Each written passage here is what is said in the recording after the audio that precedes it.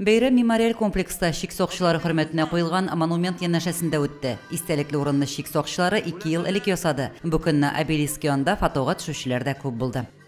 Күтәренке күңел белән ватаныбызны сакладык. 84-86 елларда Читинский область, Сретенский пограничный отрядта Совет тимендә Кытай границасында Совет дигән самый заставада. Меня сразу килгәчтен әйттеләр, пограничник должен быть тонким, звонким, прозрачным дип. Шуңа аңлый торгансыздыр инде. Атнага 2 тапкыр марш бросок була торганы. Шунда сенага үстек инде.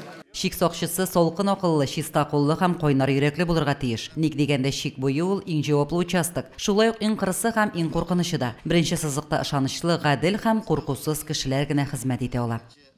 Красяком суждатван сейчас туган войны. Мужик кеше булып кайтасың инде. Шул. Менә хәзер бәйрәм аллары җитә башлагачтан ул чутлап торасың инде. Уже ат чабышка барайт менә. Уже күңел, жүрәк ярсый. Пограничник Дзержинский әйткән бит, с холодной головой, чистыми руками и нәрсәгә Ниле баш белән чиста күңелле булырга тиеш. Бик кешегә бик нык ышанычлы булырга тиеш. Ул алдакчы булмаска тиеш. Юкка барга алданырга тиеш түгел.